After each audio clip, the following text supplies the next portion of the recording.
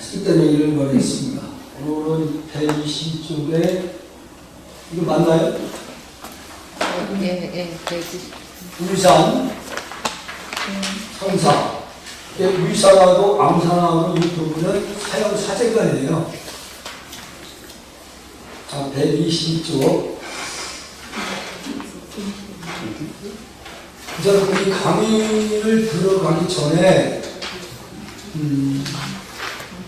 제가 가끔 이 질문을 그 거사들한테 혹시 그 부분에 대해서 청주 지역에 있는 분들한테 질문을 하면은 답변을 제대로 하는 분들이 별로 없어요. 이 집지의 본래의 이름이 뭐냐 이렇게 물으면은 답변을 제대로 하는 분들이 별로 없어요. 그거 한 번은 좀 하셔야지. 거기 없어. 아야.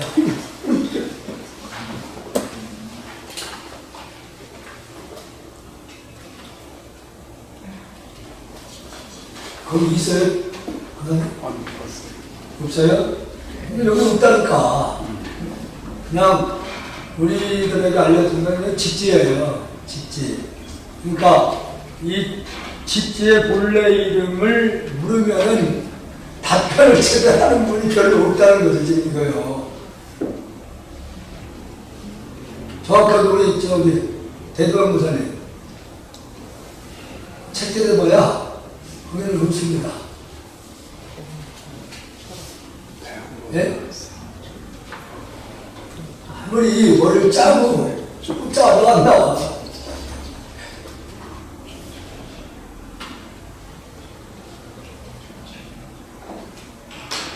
이거 직접 공부하는 분들은 그래도 아셔야 되겠죠? 이건 꼭 좀 혹시 집지에 대해서 전체적으로 설명할 수 없지만은 그 제목만 설명을 하면은 집지 본인의 뜻이 다 나오는 거예요. 원래가 그래요. 어떤 책이든 간에. 백운하상, 초록. 그러니까 이것도 정확히 아셔야 되는데 백운하상, 초록이라는 말이 백운하상이라는 말을 썼을 때는 보통 덕이 높으신 분들, 학문적으로 덕이 높으신 분들을 보통 하상칭을 썼어요. 그러니까 아마 백운스님 같은 경우에는 청선, 참선 수행을 오래 하지 않았다는 얘기 되는 거예요. 그러면 보통 선을 한 분이라면 백운선사라고 호칭을 쓰겠지. 백운선사라고. 그런데 백운선사가 호칭하지 않고 백운하상이라고 표현했을 때는 덕이 높으신 분, 학문적으로 덕이 높으신 분. 이 초록은 그 초록이라는 초자가 간출 초자예요. 간출의 초자. 예. 그러니까 왜 이 간출이었느냐는 그 부분이 어떤 부분이냐. 대도와 작년에 그 공예 비엔날레에 그때 그러니까 이제 대도와도 이걸 백운 스님이 중국에 가져와서 백운 스님이 이제 정리를 했다 이렇게 얘기를 했더라고. 그게 아니고 이걸 이제 모르는 분들이 학자들 분들이 집지를 그렇게 얘기를 해요. 그게 아니고 백운 스님이 중국의 서국 하상으로부터 서국 선사로부터 이걸 받아가지고 나와서 그 부분을 제 생각에 그대로 여기에 보면은 102편까지 서국 스님이 기록한 걸 그대로 가지고 나온 거예요. 가지고 나온 부분에다가 당신이 고려 때에 이 집지를 가지고 대종법문, 즉 강원이나 선종 그 선바에서 법문을 하실 때에 좀 수행자들에게 필요한 부분들 다른 어록에서 이건 수행자들에게는 필요한 내용이 될 수 있다는 부분을 뒷부분에, 그러니까 정확하게 여러분 아셔야 되는 게 이 집지의 내용은 과거 7불, 과거 7불의 말씀이 저기 수록된 거고, 그리고 과거 7불 이후 인도의 조사 달마 스님까지 28분의 조사 스님 말씀, 그리고 중국에는 110분이에요. 110분까지만 이게 서국 스님이 중국에서 받아 나왔던 거야. 근데 뒤편에 보면은, 여기에 보면은 뒤편에 백운 스님이 아까 말씀드린 대로 수행자들에게 꼭 이 내용들을 필요하다는 부분을 여기다가 간추려가지고 첨부를 한 것이 초록이라는 말이에요. 기록을 다시 했다, 이제 간추려서. 뒷부분만. 그러니까 과거 7불 달마의 스님까지 28대 조사 100몇 분 이렇게 플러스 몇 분이에요. 근데 여기 보면 직지 보면 뒤편에 숫자가 더 많이 나오잖아요. 예? 그러니까 뒷부분은 바로 백은 스님이 별도로 여기다가 초록을 했다는 거죠. 간추려가지고 여기다 뒷벽에다 기록을 한 거다, 그 얘기예요.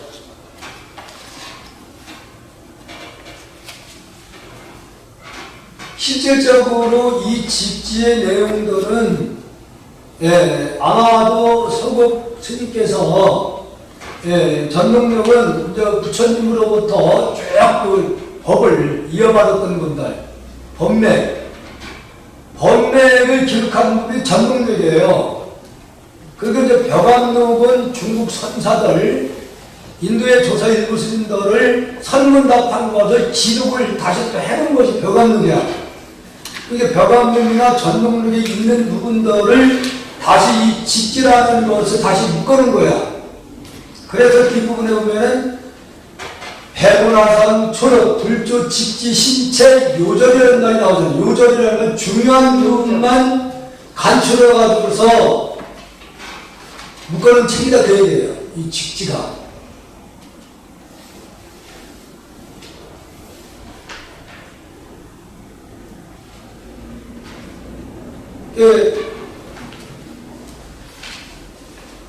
백은 스님께서 67세, 나이가 상당히 많죠. 그 시대를 봤을 때는 연로한 나이에 불구하고 중국으로 들어가셔서 그 기록마다 좀 다르긴 합니다만은 서국 스님으로부터 인가를 받았느냐 안 받았느냐는 걸 못 받았습니다. 기록에 보면은 그 백은 어록에서 보면은 인가를 못 받고 나온 걸로 돼 있어요. 그러니까 서국 스님이 그 백은 스님의 도를 구하고자 하는 그 간절한 마음이 통한 거예요. 그래서 당신이 가지고 있었던 기록을 해놓은 직지를 백은 스님에게 전해준 거죠. 백은 스님이 그 책을 받아서 중국 전역으로 갈 수 있겠지만은 1년 동안을 중국 아마도 성지순례를 했지 않을 생각이 드는 거죠. 그래 오셔가지고 그때 바로 고려 때 들어오셔서 궁전에 가서도 법문을 많이 하셨고, 전국의 설원에서도 상당히 많이 그 직지를 가지고 법문을 많이 하신 거예요. 특히 그 백은 스님이 활동했던 그 지역이 이 충청도라고 합니다. 충청도. 그러니까 주로 그 백은 스님이 이 직지를 강의하실 때 이 청주 지역에서 주로 많이 머물렀다고 하는 부분이, 그래서 이 무심천이라는 이름도 워낙 이 백은 스님이 말씀을 드렸답니다. 워낙 말씀이 없으시니까 무심스님이라까지 이렇게 불렸다고 해요. 무심스님. 그래서 고려 때에 지나와서 이 무심천의 이름이 그래서 이름이 불려졌지 않냐 이렇게 추측을 하는 것 같더라고요. 이제 그 정확한 문헌은 없는 건데, 다만 저작년에 직지 그 행사를 다시 또 하면서 그 학자들 분이 그렇게 추측을 했던 것 같아요. 이 무심이라는 이름도 그 백은 스님이 이 충청도 지역에서 주로 활동을 많이 하실 때에 주로 청주 쪽에서도 활동을 많이 했지 않느냐. 그래서 그 어른을 말씀이 워낙 없으니까 무심스님이라고 이렇게 부를 정도가 됐다고 하니까 그래서 이름도 무심천의 이름을 썼지 않았나 이렇게 추측을 하는 것 같더라고요. 지금 여기 충청도, 충남, 충북 가운데에서도 여기 지금 용두사지나 아니면은 문천동에 용운소라는 절이 용운사 절이 굉장히 규모가 컸었답니다. 여기 운천동에 절이 규모가 굉장히 컸었대요. 그러면 운천동에 지금 바로 보게 집지가 가량된 부분이 흥덕사지예요. 가까웠던 겁니다. 그리고 이제 비상 쪽이나 저 충남의 천안 그 부근 쪽으로 가면은 고려 때의 석불상들이 상당히 많이 남아 있습니다. 그래서 작년에 저작년인가 그 백원 스님이 증명을 했던 절이 충남의 그 절 이름 뭐야? 충남의 북장에서 그게 나왔어요. 백원 스님이 아마 정환식에 직접 참여를 해서 그 직접 아마 그 글을 써서 이렇게 그것도 빨간 글씨 썼더라고요. 아마 그때 당시 경면인가 그걸 쓰셨던 것 같더라고요. 빨간 글씨. 그게 이제 그 절에서 그게 발견이 됐어요. 그러다 보니까 역시 백원 스님이 이 충청도 지역에서 많이 활동을 했다 이렇게 보는 거죠.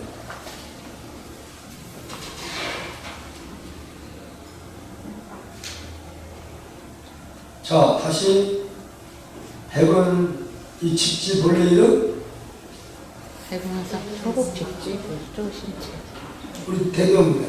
백운산 초록 네? 백운산 초록 집지 실제였죠. 집지 굴쪽. 아, 집지. 예. 머리 좀 해야 됩니다. 불조 실제였죠. 그러니까 불조라는 말이 이 집지 내용이 부처님과 부처님은 과거 7분이죠. 그리고 부처님부터 법을 전해받은 분들이 여기 쭉 나이 든 거잖아요. 그분들이 조사스입니다. 조사. 예. 그러니까 여기 불조라는 말이 바로 부처님과 조사스님들을 줄여서 불조라고 한 거예요. 불조, 즉 부처님과 조사스님들이 직접 바로 가르친 본래의 우리 마음을 가르친 내용들을 얘기를 하는 거죠.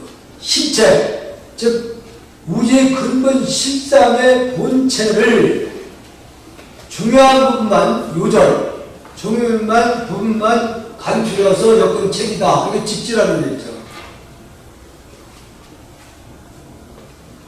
이 직지 얘기하면 여기 이 부분만 설명을 해도 직지의 내용들은 다 설명이 가능한 거예요.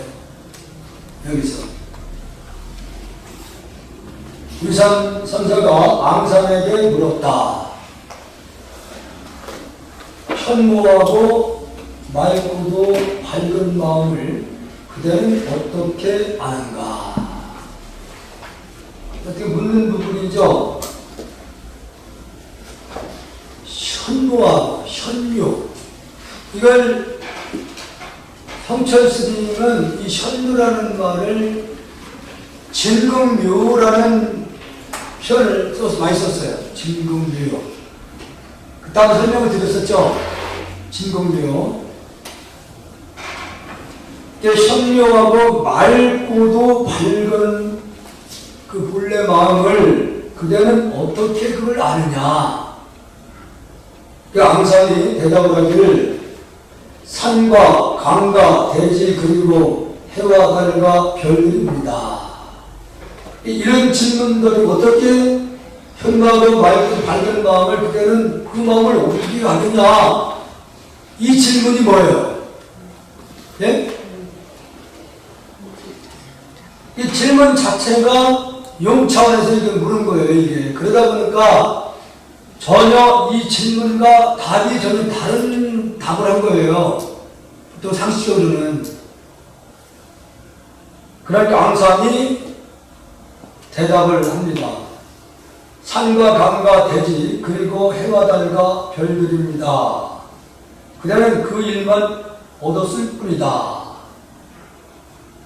그대는 그 일만 얻었을 뿐이다. 이렇게 얘기를 했는데 여기서 얻었다는 그 말 자체도 맞지 않는 소리예요. 얻었다 그러면 실질적으로 불교는 뭐를 얻는 게 아니라 놔버려야지 하나가 되는 거예요. 놔버려야지. 조금 전에 하상께서 저에게 무엇을 물으셨습니까? 현무하고 맑고도 밝은 마음을 물었다. 본래의 실상을 물은 거예요, 이게. 이 실상에서는, 현무하고 맑고 밝은 그 자체도 체에서 얘기를 한다면 이건 그렇지는 말들이죠. 다, 표현 자체가. 그러니까 이것은 점검 차원에서 질문을 하고 있기 때문에 이거는 용에서 묻고 있는 거예요. 그러니까 이걸 상대방이 용인지 체인지 이걸 판단 못하면 헷갈리는 소리라는 거지. 그것을 이르다고 말할 수 있습니까? 그걸 말이라고 하냐. 본래는 현무하고 맑은 놈이 어디 있느냐, 이거 그게. 어디 땅 있느냐. 그것을 이리라고 말할 수 있느냐. 그러하다. 그러니까 이 위산과 양산이 사용사료가 있는데, 위산 이 스님이 질문한 부분을 앙상이 정확하게 간파를 하고 답을 했던 거예요. 더 점검을 해보려고 하니까 더 이상 안 되는 걸 알았기 때문에 그래, 그러하다. 이 말이 맞다. 인가를 하는 경우가 되버린 거죠. 지금 여기 부분이 이해가 안 가죠? 그때 강의 계속할 때는 이해를 좀 돌아봤는데 지금 한 5개월 쉬었다니까 이게 멍해져 버렸단 말이에요. 그게 왜 그런지 아세요? 그러니까 아까 내가 어떤 처사가 그렇게 질문하는 부분들을 어록만 보고 난 다음에는 그때는 뭔가 이렇게 해야 열릴 것 같아. 시간이 지나면 멍해버려요. 그것이 바로 우리가 등산을 비교할 때 최정상에 올라가서 한 번 올라가서 동서남을 다른 사람은 더 이상 의심이 없어요. 근데 7분 음선이나 5분 데 가는 사람은, 올라가서 본 사람은 이거 앞면만 볼 수가 있잖아. 그럼 옆면, 뒷면 궁금한 거야, 이게. 궁금하다 보니까 이 어록 과정을 자꾸 들여다보게 되는 거야. 그래서 말이면 올라가라. 예? 끝까지 올라가서 전부를 생각하지 말고 직접 계속 올라가서 보면은 그 의문들 다 풀린다는 얘기예요.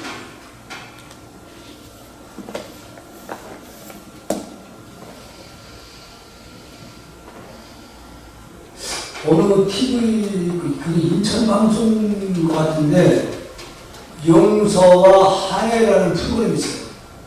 보셨어요? 그거 보시면은 우리 근대에 상당히 유명했던 분들 가운데 보면은 가장 가까웠던 분들이 이렇게 접이 돼가지고 사람들이 꽤 많습니다.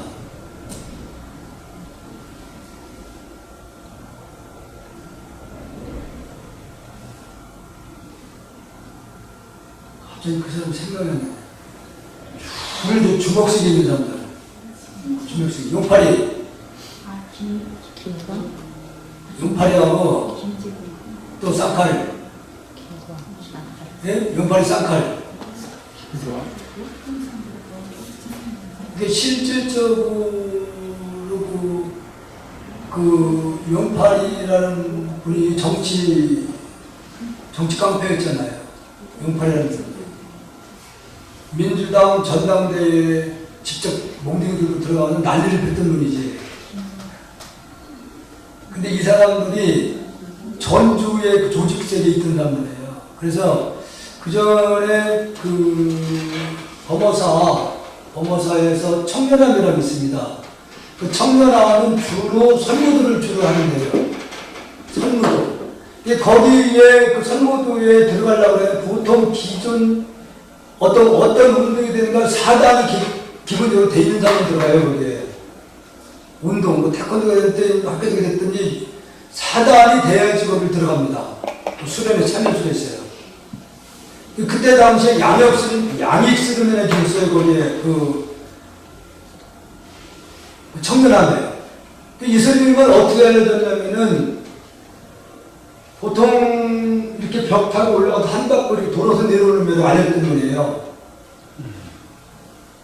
그때 그 스님이 지금 이제 돌아가셨는데 그 스님이 직접 전주의 조직들을 전부 다 칼잡이입니다. 칼잡이에 그 사람들은. 굉장히 우리나라에 5대패가 있는데 5대패 가운데 전주의 그 조직들이 가장 무서운 조직입니다. 그 사람들이 칼을 가졌으니까. 그래서 양익 스님이 직접 그 조직에 뛰어들어가는 일이 있었어요. 뛰어들어가서 너희가 20m 밖에서 내 배에 단면에 칼을 꽂아봐라. 예. 근데 그때 당시에 지금은 쌍칼입니다. 쌍칼. 예. 그 사람은 보통 50m에서는 칼을 빼고 쫙하게 꽂힌다고 해요. 그런 능력자일 겁니다. 근데 거기 직접 그 조직에 뛰어들어가서 내 단면에 칼을 꽂으면은 내가 너희들한테 굴복하겠다고 했어요. 근데 쌍칼이 던졌는데 칼이 안 꽂힌 거야. 근데 이번에 보니까 그 사람은 불자더라고 그랬어요. 병팔이 그 사람은 기독교 쪽에 기회한 사람이거든요. 용팔이는. 근데 쌍칼이라는 사람은 그때 당시에 양육생한테 칼 던졌던 사람인데 그 사람은 불교 쪽에 들어가요. 그럼 살짝 던진 건가요? 아니 그때까지는 불교를 몰랐던 거지. 그때 당시에. 아니 50m 쪽인데 20m 정도. 20m에서 던져보라, 이제 꽂아봐라. 그러니까 그때 당시에 그런 얘기지만은 조중에 지금이란 그 조직세계 있는 분들은 어떤 사건에 연루되면은 그 배 이상 형을 받아요. 형을. 지금은 조직세계 있는 분들. 리스트에 올라가는 사람들은 어떤 사건에 열렸잖아요. 1년 가고 2년을 때려요. 지금. 그래서 실제로 요즘 조직들은 그렇게 활동을 못합니다. 내가 어떻게 머리 깎고서 깡패에서 일어나느냐. 그러니까 깡패들하고 같이 오래 올려봤거든. 깡패들하고. 그래서 그 세계를 깊이는 모르지만은 간접적으로 이제 듣게 된 거예요. 그게. 그 세계를. 그래서 양이 그때 당시에 이 사찰 주주의 가지고 막 다툼이 생기잖아요. 지금 뭐 예를 든다면은 사찰에 문중 파벌이 이루어졌어요. 그렇죠. 예, 그러다 보니까 주지를 쭉 지금의 어디라면 내장사가 쭉 그 사건에 많이 연루됐던 적이었어요. 거기가. 돈이 많이 남겠네. 예. 그러니까 그 주지를 총무원에서 임명을 받아서 들어가면은 그 파가 다르니까 파벌이 있으니까 그걸 안 된다고 또 다른 것처럼 밀어내려고 하거든. 그러면 그때에 이제 바로 전주 그 파들한테 가서 쫓아가서 돈 주고 저거 좀 해달라. 그럼 그런 분들이 몇십 명 올라가서 쌍 밀고 쌍 밀려요. 그런 때가 있었거든요. 그러니까 우리 한국 불교가 역사적으로 그 자유당 시대 때에 그때 당시에는 대부분 대치성들이 조계종을 다 잘 잡고 있었던 데 있어요. 그때는 대체성 결혼한 스님들이. 그러다 보니까 그때 당시에 성철 스님이나 이제 몇몇 스님들이 이거 더 이상 안 되겠다. 거기에 주동자가 바로 청담 스님이에요. 청담 스님이 싹 들어버리다 이번 기회에. 거기에 도와줬던 사람이 전국 저기 김두환이에요. 김두환 똘마이들을 그때 국회의원이 되니까 너희도 활동하지 말라 이제. 그래 그놈들이 계속 놀잖아요. 그러니까 이제 가서 좀 도와달라고 그러니까 머리 팍팍 밀고 승부 입혀놓고 앞세우는 거지 조계종 쪽에서. 그래 대처를 상 밀어놓은 거예요. 그러다 보니까 그때 당시 그 일로 인해서 조계종에 이제 깡패 스님들이 있다는 말들이 그래서 만들어진 거예요. 근데 그런 영향들이 주로 그 후에도 있었던 거예요. 그게. 그런데 그때 그 양익 스님이 그걸 다 정리를 해버린 거예요. 예, 그걸 정리하려고 간 거예요. 사실은. 이놈들이 스님들한테 돈 받아먹고 그 짓을 하니까 이놈들을 내가 조국을 시켜야겠다 해가지고서 직접 전주에 뛰어 들어가서 너희들 여기다 칼을 꽂으면 내가 널 무릎 꿇겠다고 그랬거든요. 근데 두 번을 이쪽 던지고 이쪽 던지고 칼을 안 꽂아요. 여기까지 완전 튀거든요. 단전. 단전에 왔는데 했다. 그러니까 그 쌍칼이라는 칼솜씨가 대단하다는 거죠. 정확히 50m에서 저만처럼 지금 찍을 정도였다니까. 수행한 말이에요. 칼 수행은 많이 됐지. 그 사람하고 용팔이하고 그 용팔이라는 사람이 원래는 전국 유도대 역기대회에서 1등한 사람이에요. 키 장사했다는 용팔이라는 사람. 그리고 그 쌍칼이라는 사람은 달리기 선수였어요. 자기는 운동했던 사람도 그 시기 들어갑니다. 그때 바로 용팔이라는 사람이 이 쌍칼을 자기 조직으로 끌고 들어오는 거죠. 들어와서 깡패를 만들었다가 그 민주당 그때 당시에 용팔이도 믿는 살았지만은 전혀 죄가 없는 밑에다 똘마니 노래했던 쌍칼을 갖다 집어서 16년을 살고 나와요. 16년을. 쌍칼이. 대신 들어간 거네. 대신 들어가는 거예요. 너무, 그러면은, 쌍칼이 얘기를 내가 형님 대신 들어갔으면은, 우리 가족을 돌봐야 되는 거 아니야. 한 번도 돌본 적 없다는 거예요. 그게 이제 원한이 있어가지고, 왼수로 사는 거예요, 왼수로. 출소를 한 후에도 한 번도 전화를 안 하는 거예요. 그러니까 그 쌍칼이 용팔을 언제든지 저걸 내가 처리해야 되겠다. 계속 기회를 보고 있었던 거죠. 그래서 이제 아마 인천 무슨 방송국에서 용서와 화해라는 그 프로에서 그분들 섭외해서 국내에서 하합시키는 게 아니라 네팔로 데려가요. 네팔로 데려가니까 그 종교가 드러나잖아요. 그 쌍칼이라는 사람은 탐만 보여도 합장하고 그 용팔이 사람은 아니에요. 그래가지고 정말로 네팔의 오지를 다 들어갑니다. 그 사람 사는 모습들을 다 보여줘요. 정말로 신기하게 사는 모습. 그 네팔 히말라야를 트레킹을 시키는데 그 쌍칼이라는 사람은 워낙 병원에 교도 공생을 했는지 숨이 차가지고 숨이 차서 잘 못 올라가요. 근데 그 용팔이라는 사람은 다리가 이게 사고로 인해서 부러져가지고 다시 그렇게 했는데 잘 못 걸어. 근데 그 쌍칼이라는 사람은 가다가 같이 절대 말을 안 해요. 저 사람이. 그 중간에 히말라야의 그 트레킹 하는 과정에서 그 쌍칼이라는 사람은 중국에 못 가요. 그러니까 이제 그 방송국에서 말을 타고 올라가시라고 말을 이렇게 준비를 해줍니다. 그런데 그 용팔이라는 사람은 다리가 불편한데 끝까지 악으로 올라가요. 악으로 올라갑니다. 악으로. 내가 자기가 나이차가 10년 차이 나니까 먼저 자기 손을 못 내밀어요. 지가 잘못했는데도. 이게 이제 조직세계가 그런 게 있더라고요. 선배라는 거에 그 어떤 게 있다 보니까 자기 밑에 후배들한테 먼저 무릎 꿇지 않습니다. 그 조직실에서.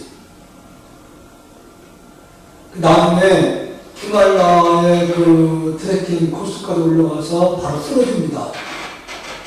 그 쌍칼이 쓰러져가지고 그 상황에서 당황을 하는 거지. 그러니까 그 용팔이가 당황해서 그 자기로 인해서 깡패색이 들어갔고 또 16년 동안 자기로 해서 들어가서 살았는데 한 번도 부인이나 뒷바라지 않은 거 자식들한테. 그 부인도 자기한테 도망가 버렸어요. 다 쌍칼을 가는 도망가고. 그러니까 아이는 악만 남았던 거지. 이제 그런 상황에서 합이 되더라고요.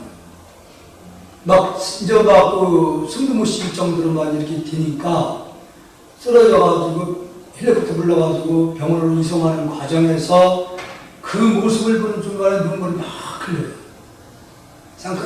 용팔이가. 거기서 눈물을 보이면서 이제 서로 그 깨라고 한 다음에 서로 사과를 해서 합의 되는 과정들인데 그 프로그램이 상당히 좋은 프로그램이더라고요. 그게 최근에 나온 거예요? 인간들의 치하의 그 모습들을 보여줘요.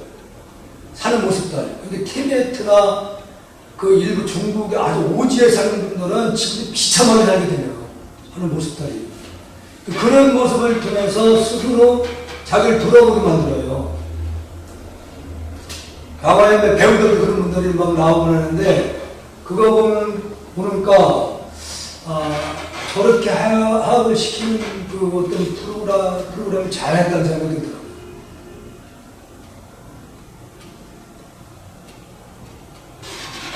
가수도 그 이미테이션 했던 분 있잖아요. 태진아하고 또 노나. 이 사람 두 사람도 결국은 가지고 연주가 돼요. 그러니까 아주 웃기더라고 보면은 그 시리즈로 인해서 서로가 악연이 겪습니다. 그래서 서로 몇십 년까지 말도 안 하고 그렇게 살아. 영화배우들도 그런 거, 영화배우도 그 쌍라이트. 조춘이죠, 조춘하고 또 머리 비슷하게 빡빡머리 있는 사람 또 있어요. 아, 있어. 두 사람 관계에도 또 이제 그렇게 아이디어가지고 풀어가는 거죠. 노지시만? 네? 노지시? 그 조촌이라는 사람은 그 상당히 집안이 좋았던 집안이더라고요. 집안이. 이게 엉뚱한 방법이 흘러갔습니다. 다음에 이제 조조 종시. 이 조조 씨는 중국 인류 역사에서 봤을 때 가장 그 공안을 많이 만들어낸 분이에요. 만들어 놓은 거 아니라 그렇게 제자들을, 제도를 많이 했다는 얘기예요. 그러니까 이 양반이 120세까지 살았어요. 120세. 그러다 보니까 상자들도 엄청 많았지만은 120세까지 살다 보니까 상자들이 미리 죽는 분들이 엄청 많이 나오는 거예요. 키도 굉장히 작았다고 그래요. 원래 이 스님은 출가하기 전에 머슴꾼으로 살았던 거예요. 원래 머슴꾼. 어느 날 나름대로 공부가 이제 다 됐다는 생각을 하면서 고향에 들어갔는데 고향여행을 가요. 고향여행을 가는데 제자들이 많이 막 따르잖아요. 그러니까 그 시골에서 농사 짓던 할머니 한 분이 이렇게 보니까 모양이 그 어려서 이게 성명 그 아이거든. 이게 그 할머니가 옛날에 그 모순살이었던 그 모습만 생각하고 이름을 부르는 거예요. 응? 뭐라고 그러니까 네가 어떻게 그렇게 됐냐고 말을 했단 말이에요. 그러니까 제자들이 어떻게 할 수가 없잖아요. 그 마을 어른분들이 그렇게 막 말을 하니까. 그래서 출가한 스님들은 이 조주 스님이라고 해서 출가한 스님들 절대 고향에 가서 하지 말아라. 고향 가까이 가서.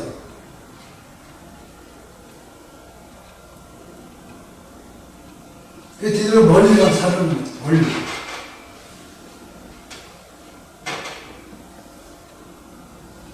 조조 선사가 남조원 스님에게 물었다. 어떤 것이 도입니까? 어떤 것이 도냐? 어떤 게 도입니까? 어떤 것이? 이걸 여러분들 답을 하면은, 이 도에 대해서 잘 이해를 하시는 거예요.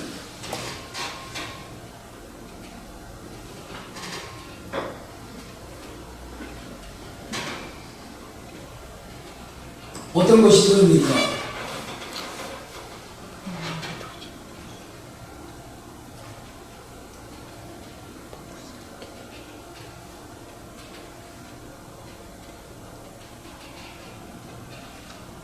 이 자체가 아까 내가 말씀을 분명히 드렸어요.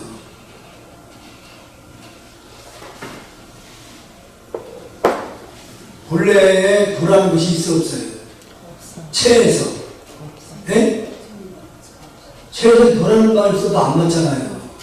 그렇죠. 그러면 여기에 어떤 게 도라는 도안이 없는 거예요, 여기서는. 밥 먹고 똥 사는 것도 도다. 이렇게 답이 나오는 거예요, 여기서는. 지금 자체가 이게 용에서 묻고 있는 거예요.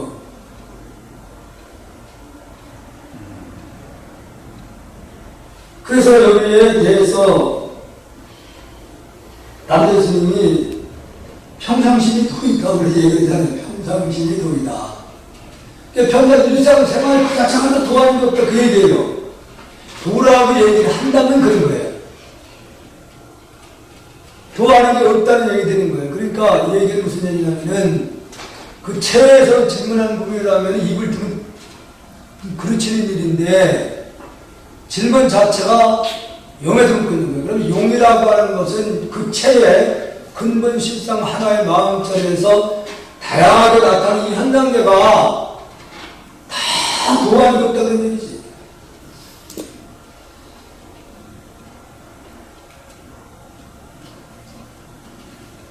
그러니까 여기서는 어떤 표현을 말을 하더라도 답이 된다는 얘기죠. 그걸 정확히 알고 한다고 했을 때는. 컵이든 스탠드든 어떤 것이 다 도안이 없다는 얘기죠. 왜? 그 진여 실상에서 나온 것은 다 마음에서 나온 거라 둘이 아니라 하나예요. 이름만 다를 뿐이지 본래에 있어서는 둘이 아니라는 얘기죠.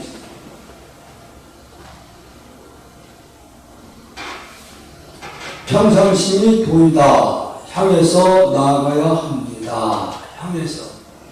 그러니까 도하는 게 없기 때문에 그 어떤 거에도 집착하지 않고 나가야 된다. 향하고자 하면 어긋날 것이다. 만약에 실상에서는 나아간다는 말도 그르치기 때문에 여기서 향하고자 만약에 어떤 걸 향해서 한다고 했을 때는 그것도 또 도하고는 어긋난다. 근데 여기서는 체와 용을 하나로 봐야지 이 얘기가 맞는 거예요. 체와 용이. 현 단계도 바로 마음으로 봐야 된다는 얘기죠. 이렇게 마음으로 봐야 된다는 얘기는 여기서 눈을 감고 각자 사시는 비상 어디 둔 거 바로 여기서 알아차리거든요. 그 알아차리는 순간에 이게 다 텅 폈어요. 다 그대로 마음이라는 거죠. 다만 이름을 우리가 도라고 할 뿐이지 진여 실상에는 도라는 것이 있을 수가 없다. 도라는 것이 따로 없다 그런 얘기죠. 향하고자 하지 않으면 그것이 도인 줄 어떻게 알 수 있습니까?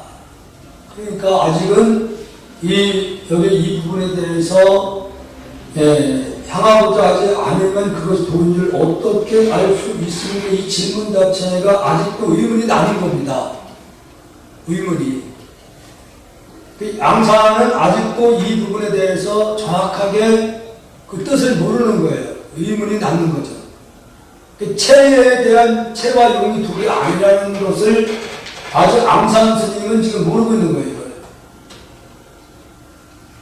이걸. 돈은 안다거나 모른다거나 하는 데에 속해 있지 않다. 예? 그러니까 체와 용이 체 자체에서 입을 좀 그르친단 말이에요. 물질이 아니니까. 물질이 아니기 때문에 그 자리를 두고서 여기서 안다 모른다 했는데 이미 그르친다고 되는 거죠. 그르친다. 그러니까 앙상한 스님은 아직도 이 본래의 도의 참뜻을 이해를 못하고 있는 거예요.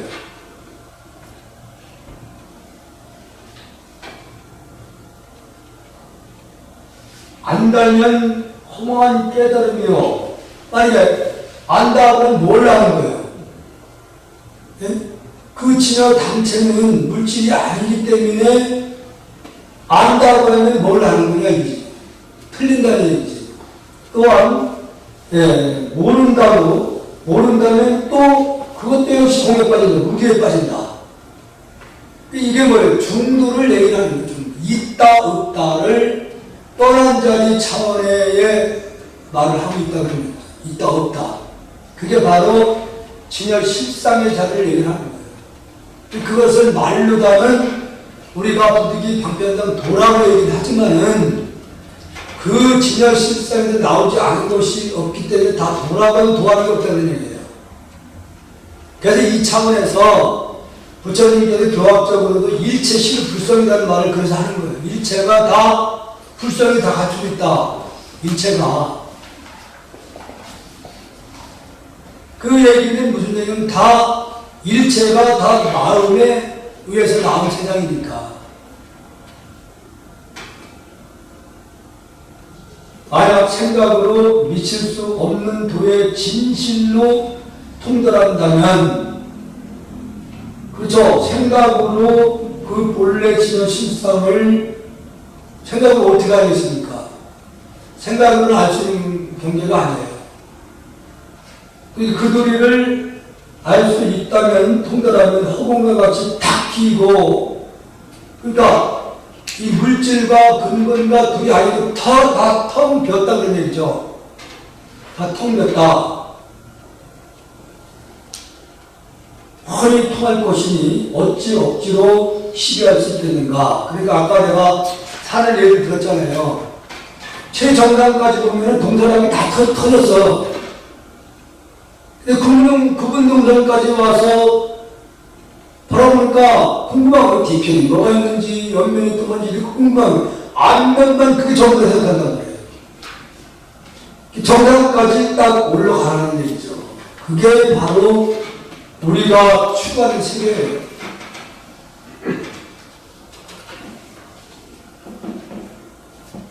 훤히 통할 것이니 어찌 억지로 시비할 수가 있니. 거기에 시시비 할 수 있는 게 있냐 그런 얘기죠. 선사함이 이 말을 듣고 그게 깨달았다. 근데 깨달았다 그런 얘기죠.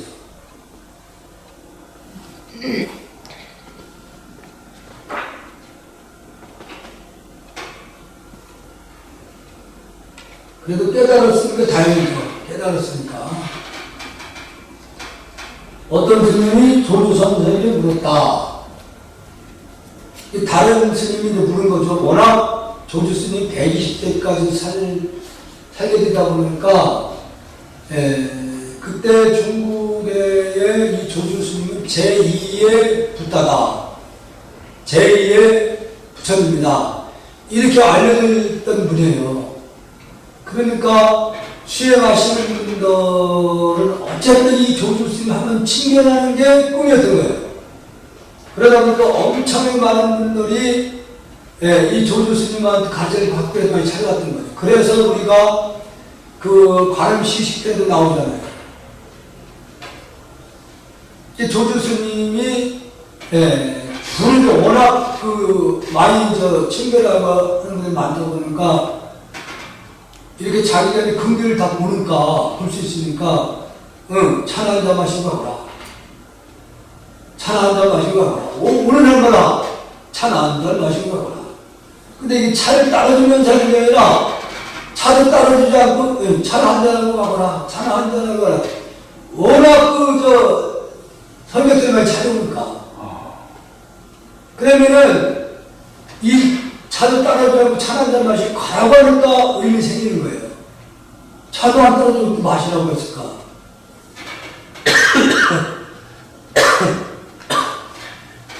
그만치 조주스님이 해안이 열렸기 때문에 상대한 근기를 다 볼 수 있었다는 얘기예요. 근기를. 예? 에어컨을 틀어놔서 기침하시나고. 안 틀었어요? 소리 나요. 안 들었는데? 앰프에 앰프요? 스피커.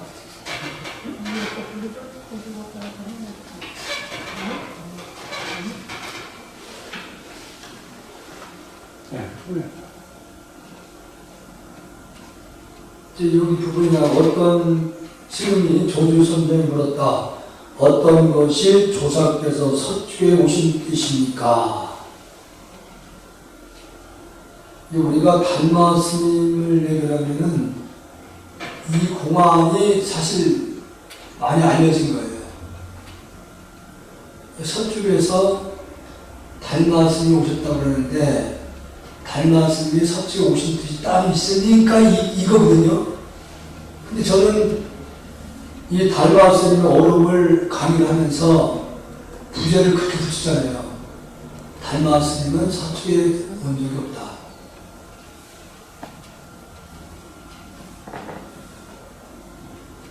근데 이 질문이 뭐예요? 예? 질문이.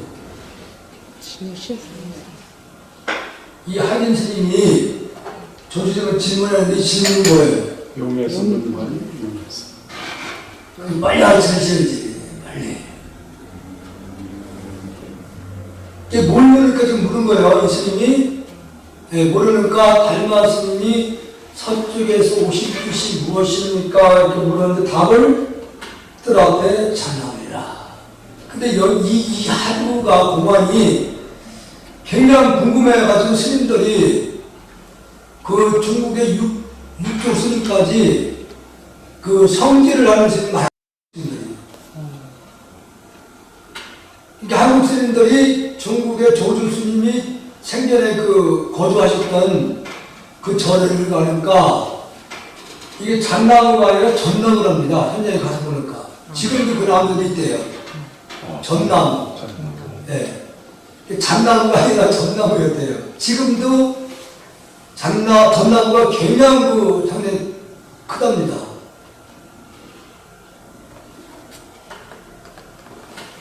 자, 이 질문을 조사 스님이 달마 스님께서 서쪽에 온 뜻이 무엇입니까? 그러니까 뜰 앞에 잣나무니가 이렇게 답을 했어요.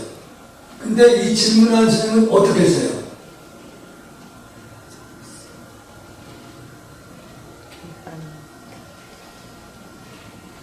아니면 우리 거사님이 저한테 요즘 코로나19 인해서 어떻게 지내십니까? 물었다니까 저한테. 그래서 제가 어제 저녁에 바닷속으로 들어가 있었습니다. 이렇게 답을 할 수도 있어요. 선문답에서는. 그걸 잘 캐치하시면 이 질문과 답이 알 수가 있는 거예요. 용에서 물었기 때문에 용으로 대답을 했다는 거예요. 그렇게만 설명하지 마시고 혹시 모르는 분이 질문을 했을 때 이걸 이해를 거사님께서 시켜준다고 했을 때는 어떻게 이걸 설명을 할 것이냐. 지금 거기까지 설명이 가능해야지 되는 거지.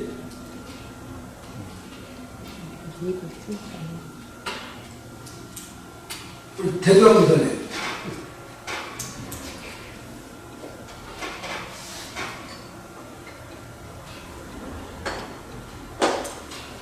작년에 가끔 대답을 좀 하셨는데 올해는 얘네 쌤은 그렇지. 글씨가 그래서 이제 말 안 해요. 아니 이건 지금 방금 용에서 보는 거라고 했으니까 말을 해야 되는 거예요. 여기서. 저도 되게 호감이 없는데 완전 물었으니까 그 앞에 잡아놓는다고 대답합니다. 근데 그건 지금 여기에 나와 있는 내용들이니까 그러니까 왜 뜰 앞에 잣나무라고 하는 부분을 설명을 해야 되는 거죠. 입을 뜰 수 없는 자유. 방편으로 네. 의문을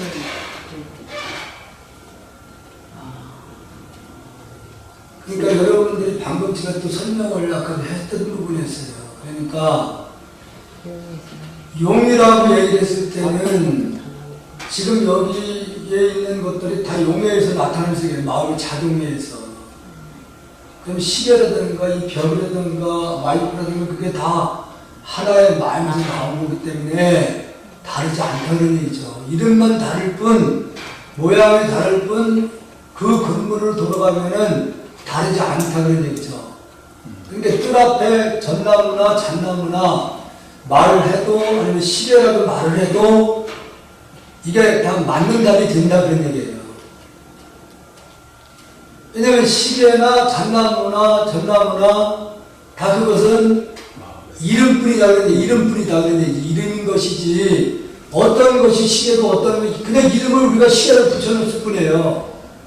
근데 저걸 분석해서 놓으면은 어떤 것이 시계냐 그런 얘기지. 그러니까 그냥 저건 편리한 대로 우리가 일상생활 속에 필요한 거니까 편리한 대로 그냥 만들어 놓은 거에 지나다는 얘기지. 처음부터 잣나무가 있었어요? 그다음에 이건 우리 잣나무로 하자. 그냥 이름을 붙여놓은 거에 지나잖아요.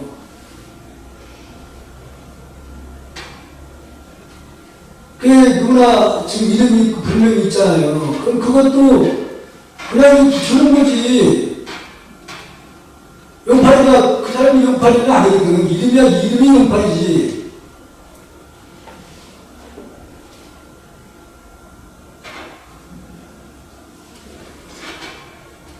그러니까 이 질문한 스님은 이 말을 조수스님이 하니까 달마 스님이 온 뜻이 어떻게 뜰 앞에 잣나무인가 하는 거에 대해서 의심이 생기잖아요. 왜 뜰 앞에 잣나무인가? 모르는 입장들이 전혀 딴 소리예요. 그렇죠. 예. 근데 거기에 대해서 의문이 생기니까 하루라는 것이 그래서 만들어진 거예요. 이 스님은, 질만 스님은 이미 조주 스님은 제2의 부처님이라고 알려진 분 말씀이니까 의심할 수가 없거든요. 그러니까 뜰 앞에 잣나무라고 말을 해놓으니까 저도 뜰 앞에 잣나무를 했을까? 어째서 하는 것이 의문이 일어나서 그것이 계속 마음에 떠나지 않으면 그게 바로 마음을 집중시켜주는 하나의 방편이 된다는 얘기죠. 그럼 이 스님은 이걸 의심이 계속 생겨서 물고 마음에 떠나지 않는 거예요, 그게. 계속 머릿속에 남는 거예요. 그게 집중이 탁 터지니까, 우리는 하나였구나. 그러면 뜰은 잣나무나 달라서 온 적도 없고 간 적도 없고, 뜰은 잣나무라는 것도 이름이었다는 걸 알게 된다고, 탁 터지니까. 이게 방편이다, 그러니 하루라는 것은 마음을 집중시켜주기 위한 하나의 방편인 것이지 그 자체가 하루가 목적은 아니라는 얘기죠. 하상께서는 경계를 가지고 저에게 보이지 말아 주십시오. 아주 또 질문을 그럴 때 했어요. 하상께서 경계, 즉 뜰 앞에 잣나무를 얘기하니까 그걸 경계를 생각한 거예요. 경계를 가지고 저에게 보이지 말아 주십시오. 나는, 닮았을 조주선 얘기입니다. 나는 경계를 가지고 그대에게 보이지 않았다. 이게 바로 아까 오분음선에서 본 사람은 본 것만 보고 얘기를 할 수가 없어요. 그러니까 자기의 나름대로 아는 걸 가지고 얘기를 한 거지. 그러니까 이미 조주스님 최정상에서 동전하고 다 보고 모든 걸 다 열렸거든. 그러니까 나는 경계를 가지고 그대에게 보인 것이 없다.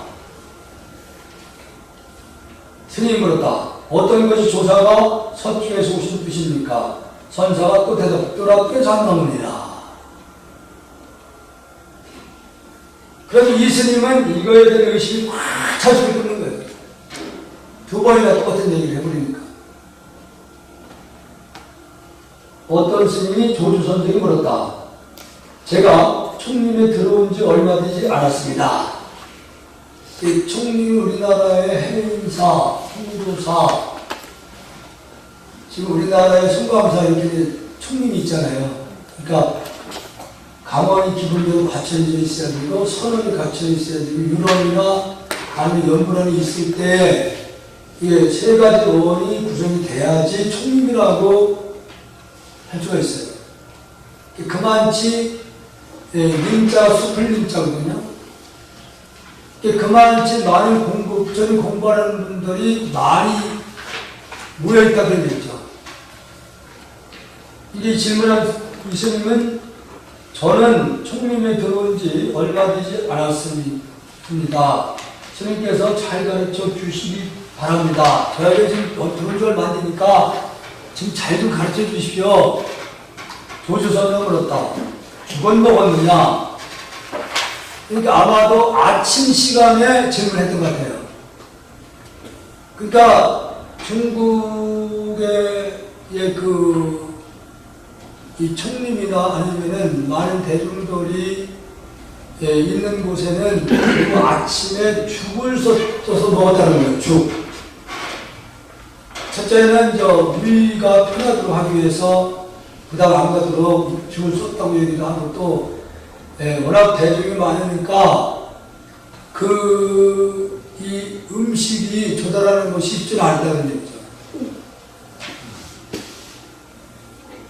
먹었습니다. 그러니까 아침 공양을 하고 삼아 이 스님께서 조주스님께 물었던 것 같아요. 그러니까 죽은 먹었느냐? 그러니까 아직 먹지 못했느냐? 이렇게 물었는데 먹었습니다. 조주선자는 말했다.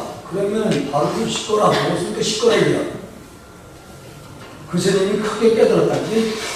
이렇게 했는데 깨달아. 간단하네요.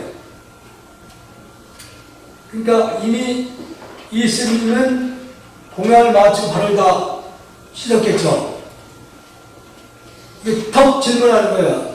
죽을 먹었느냐 또는 안 먹었냐니까 먹었습니다. 그러면 먹었으니까 바로 나가서 씻거라 이게.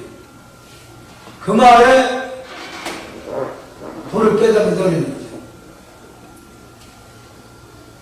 쉬워요.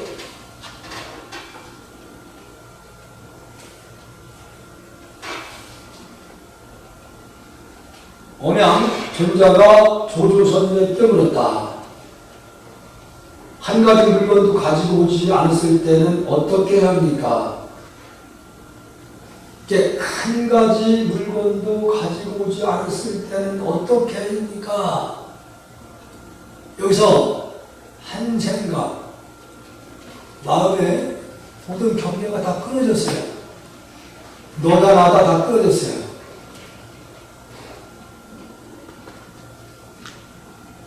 그러니까 조주선자가 놓아버려라.